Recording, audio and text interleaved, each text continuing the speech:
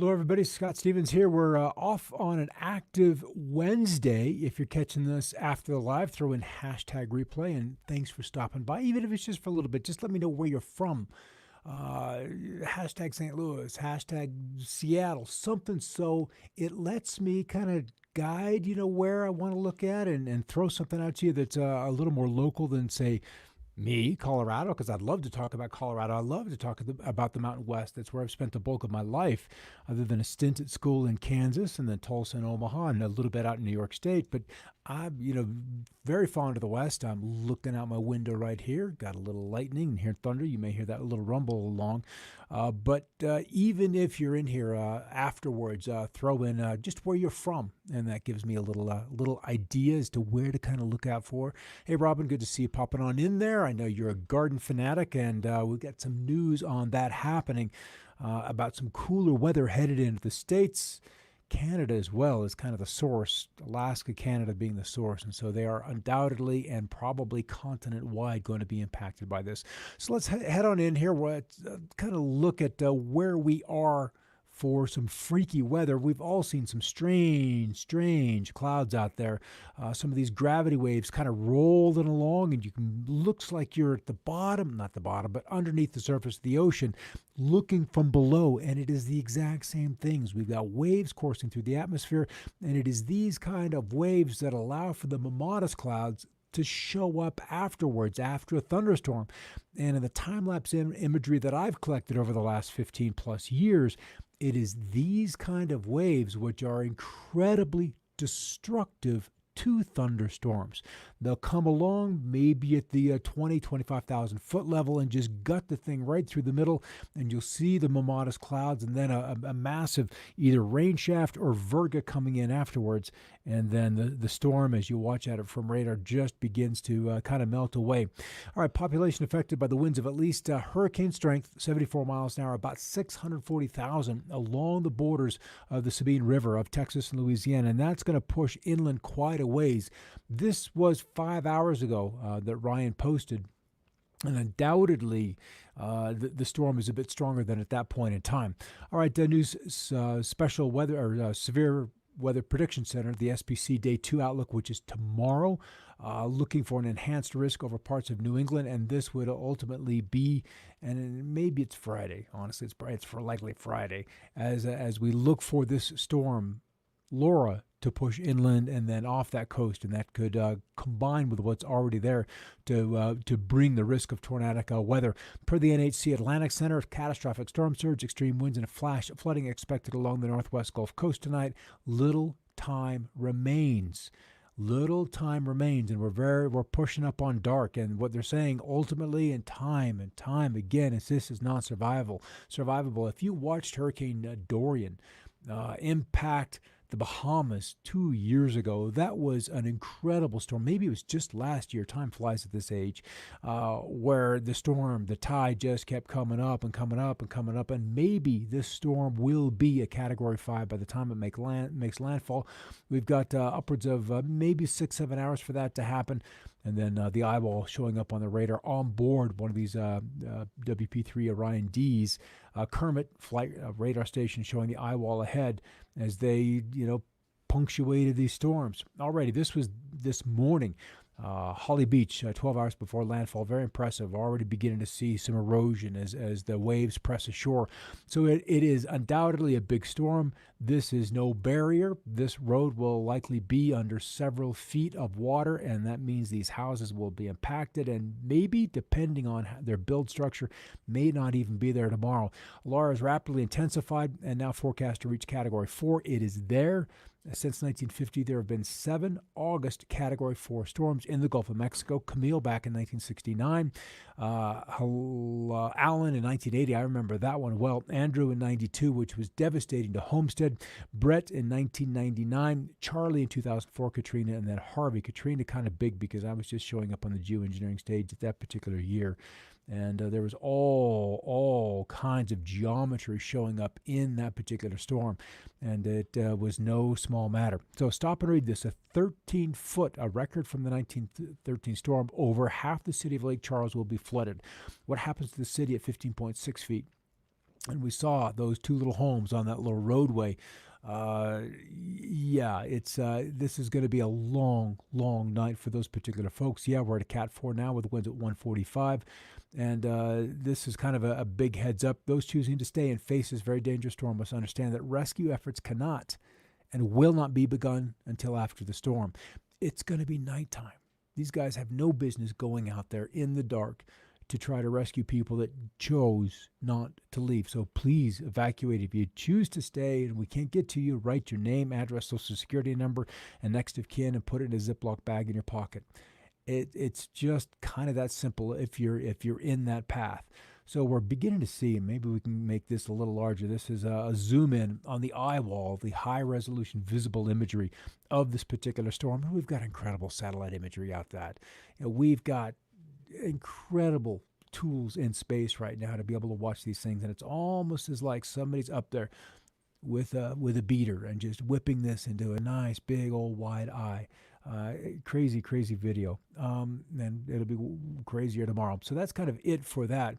So back west, I don't think we wish we had that kind of water, but we had some additional rains than just those creating lightning from 93 storms or 93 fires, major fires yesterday. We're at 94.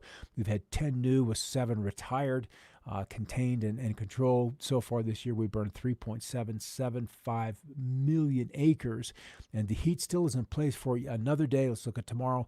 109 degrees in Vegas. There's still 110 plus in those hotter lower valleys of Arizona. 99 at Pueblo, Colorado. So the dry conditions just continue to just scorch these southern high plains of the states. And then mid 90s in and around where are we? Sarasota, Tampa, Fort Myers, and then also as we get to Chicago at 98 degrees. So that's kind of a hot day where most people are going to want to be outside. All right, 2 dams in Karachi, Pakistan overflow. They're not alone. From Pakistan through India, through Laos and Thailand and into China. A lot of these places have been dealing with just this monsoon rain that is just of epic proportions. So that's kind of the highlight of that weather news today. Back stateside, 121 at Octillo Wells, California, and 32 degrees, 35 miles southwest of Choteau, Montana. So apparently nobody too close to that 32-degree reading. There's Laura. The latest report just out about, I guess it's 2 hours ago now, maximum sustained winds at 145 miles an hour, but that's fairly high up. That's at the 10,000 foot level, so that is well off the ground. Minimum central pressure, though, is deep at 947, and it will begin to surge inland. Let's take a look at that forecast path. I know it's right here because we had that up. Forecast discussion, there it is, warnings and cones. And brings it ashore. It'll happen tonight. It'll drop down to a storm and then depression. And then there's even a little bit of commentary in the discussion that it might spin up once again once it gets back out over the Gulf Stream and spends a little bit of time. And indeed, they're calling for it to maintain tropical storm status even Sunday afternoon after it's left the shore towards sunset on Saturday.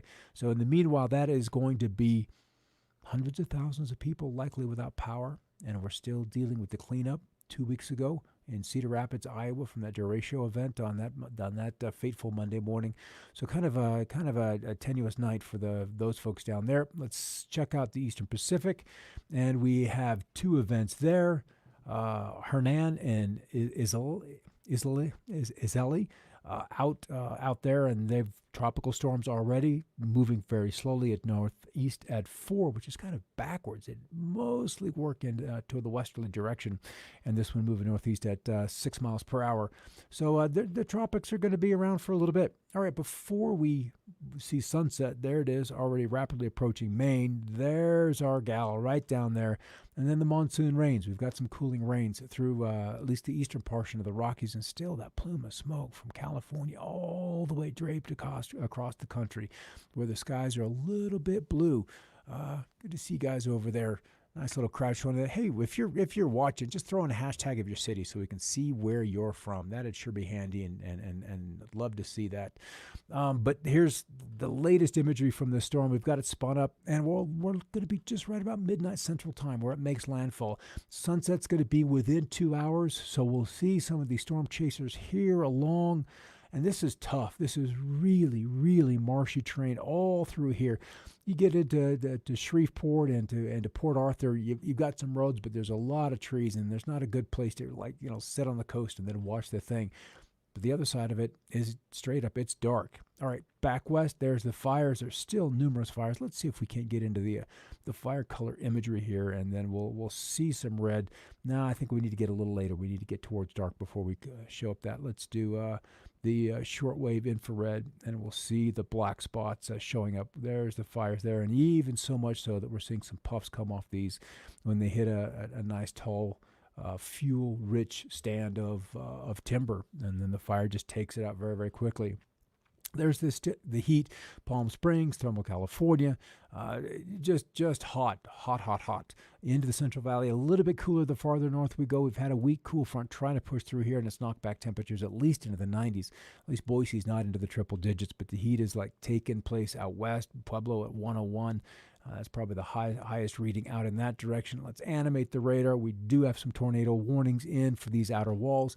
And if you remember a couple of weeks, or just 2 weeks ago, Isaias, as it worked up the coast, lots and lots of vortices showing up, and just with the right curve, the right swing, and that thing will spin up and drop down at F0 and F1 tornado. So are going to be on the lookout for that tonight. And unfortunately, it's going to be dark when this happens. So that really kind of leads to kind of a scary night. Is you go to bed, and you just hear the winds, and it's stressful. Straight up, it's stressful. It's dangerous. It's scary. All right, here's some of the more generous rains. We had that big fire in Colorado, the second largest in the state, and it looks like we've had some good thunder showers roll over there today. Maybe because we have a flash flood watch up, we've seen enough rain that we probably had a flash flood, obviously, for the reason. So that means that we've seen at least a third of an inch of rain, but enough to probably put down some firewalls. The heat and humidity, it's sticky along the coast with dew points deep in the 70s, probably pushing up on 80 degrees as you get into the northern portions of Alabama and Mississippi as well. So that heat, that humidity is up ahead of this storm. So as it makes its way inland, the whole way forward for it, outside of not being over water and not having access to, not being above the friction layer, it's going to slow it down, but there's a lot of juice up there for it. So there it is, wound up. It's going to be a hurricane probably till after daybreak tomorrow when it hits Shreveport. Maybe it'll be west of Alexandria, but definitely towards Shreveport. And then still a strong tropical storm as it crosses Little Rock. So there's going to be a lot of trees down in that area. But as we get rid of Laura and it begins to emerge out to sea, we turn our attention to the northwest. As we change from tropical season, which is always, it reaches its apex about the 10th of September. The 10th of September is when we have the greatest frequency historically. We look back 100 years, about 10 September, we build up, and then we begin to trail off, much like a bell curve. And what we now begin to see is the impinging of the cool air with some light snows on those Canadian Rockies. This happens this weekend up towards Nelson, Banff, BC. A little bit of snow on those elevations above 8, 9, 10,000 feet. Those peaks are going to get white once again. And since they had such a crazy winter or fire season last year, this year, nothing like that. Nothing at all like that, where they had flooding in Regina, right? Flooding in Edmonton. Just lots and lots of flooding out on these high plains where these storms repeatedly came down and then threw strong easterly winds up against these mountain ranges. And we're seeing a repeat of that. Something else I've been in there's the snow all the way. This is Labor Day, all the way down into the Central Rockies. There's going to be some accumulating snow, and then even this looks fairly healthy as we move through Ontario and Quebec. So how about some snow totals? No, let's look at the jet stream, and then I'll throw snow totals up. But then what happens is the big ridge, this guy out here, which is 594, if you can see that number there, we had the 594 across the Mountain West, and that's what really fueled the heat and kept the drought going and everything at bay. But that 594 ends up off the British Columbia coast. What that does is it sends the jet stream up over the Arctic Circle and then begins to peel it down. And it's much like a waterfall where you have that cascading water down, and then it begins to dig out a cavity beneath the waterfall, and that's exactly what this part of the storm is doing. And it's kind of, the models have been hinting at this for a couple of days, but this one is fairly aggressive. We'll see if the ridge can last, or it gets beaten down or gets pushed ashore, but nonetheless, When you deal with a frost, you've had a frost. And in many ways, that ends the growing season depending on how deep a frost it is. We have farmers, we have orchards like in Florida when you get into December and January when they deal with those Arctic boundaries. They've got turbines out in the fields and they try to keep the air mixed up. But if you're a farmer in Saskatchewan or Alberta or even Manitoba, there's it's too big. It's too big. You're just dealing with some cold, and there's the potential of the snow all the way through the Colorado Rockies, Wyoming, and that would probably put 20-degree temperatures deep into the Four Corners area. So we'll watch that a little bit closer, and then I'll update this, and then we'll kind of round this out for the day because we want to come back at 6 o'clock and talk about some other things out of the perspective, some potentials, just some solutions for the financial issues that are going on. And in many ways, when we have these big global turning events, when we see civilizations going through cycles, weather is a part of it. Weather is one of the largest stressors because we're so dependent on it. But look at that surge of cold air. This is right in through here, come down here to the scale, and we're from this purple, we're beginning to come into about 30 degrees colder than normal. 30 degrees. When is this? This would be noontime, mountain time, noontime on Wednesday, the 9th of September. That's if this is correct. This is Lander, Cheyenne, out to Goodland, Kansas, even back into well, I guess Laramie here. Lander's out this direction, or Riverton. And so making the spill of the cold air all the way down to Vegas, down into to Flagstaff, and even down into the Southwest. We begin to see that cool air. So this is really the first surge of rather chilly conditions. And how long does it last? It'll hang in there for, let's scroll that baby on through. It takes a couple of days. By Friday, it's still in place with cooler than normal temperatures, but then more than likely we've got another surge working up. What would get the headlines? The above normal temperatures in Greenland. But do we grow food up there? No, not at all. And even then, I'm going to come back here to the snow one. Look how much fresh snow they had with those above normal temperatures. So you can be above normal and you can still snow. And that is ultimately what happens, because when your normal is you're 20 degrees above normal, but your normal is 15, that still leaves you at or below freezing, close to that mark where you can accumulate some of that precip. All right, so that's kind of a look at that. I was going to get at the crop report, but I'll deal with that. I'll deal with that come tomorrow when we have a little more time. Just because it's important. We've got crops in the states that are doing much, much, much better than last year, where we had such a cranky spring with rains and cool. This year was a little bit better. This year was a lot better. It's just now, can we get what is in good condition out of the field so we all can have a full belly this winter? And that is where the dilemma begins. And we're going to watch that really closely.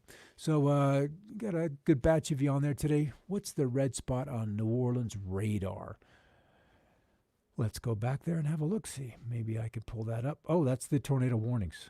The red, come back here, right like that. This guy is the tornado warnings. Yellow would be severe thunderstorm warnings. Green is a flash flood watch. So if we come out here to the national, we've got severe thunderstorm warnings. Here's the yellow with those warnings in Owyhee County in southwest Idaho. Back to national, and then we had the flood warning outside of Grand Junction, that little guy right there. And ultimately, I would expect to see additional flood warnings if the coastal storm surge warnings don't take that on as it is. So, yeah, Glenda, bless your heart, hunker down, hang on in there. Tornado watch at 90 mile per hour winds. And there was a tweet we saw the other day where that these storms were just doing some crazy intensifying. Like in the 48 hours before landfall, they went from a so-so category 1 or maybe a tepid category 2, and then just turned rabid and went into a fat 3 or a solid category 4. And that's where we are. And in this day and age, when there's electrical currents between the sun and the earth, there's entities playing with weather and esoteric technologies. And this is why I was so glad to get out of the TV aspect of it, because I couldn't talk about it. I could not talk about it.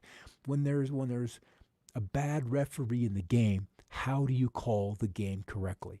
How do you know how to play the game if there's a ref out there that can say, the coach, we had a touchdown, but they can call it back. You've got a winter storm on you. The technology goes active and you don't get any snow. It's like there's this bad player in the game, and that is really, really frustrating for me as a weatherman to play with. And this is a much freer platform to talk about these kind of things. And so we'll kind of do a bit of a wrap up and see what's going to happen with this. But yeah, this is going to be a big guy tonight, and our hearts and prayers are out with you. And just follow the guidance. Follow the guidance. I know sunset is imminent. Certainly within 90 minutes, we'll be on the edge of dark, and with that kind of a cloud shield coming in ashore, and the rains are already coming ashore. Right here, we're there, and some of the outer bands are going to try to reform, and they're playing the circulation. It's just okay. All right, 6 o'clock. Another perspective. I got a guest tonight, Vicki Helm. We're in the process of doing a project, a book project that she's largely written.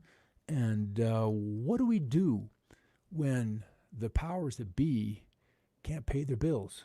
We've got some incredible things happening in the financial markets. A lot of QE, free money, going to certain parties to try to keep the system afloat.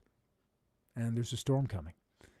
And our ideal is that you're prepared for it, that the storm warnings are out, the hurricane flag is up.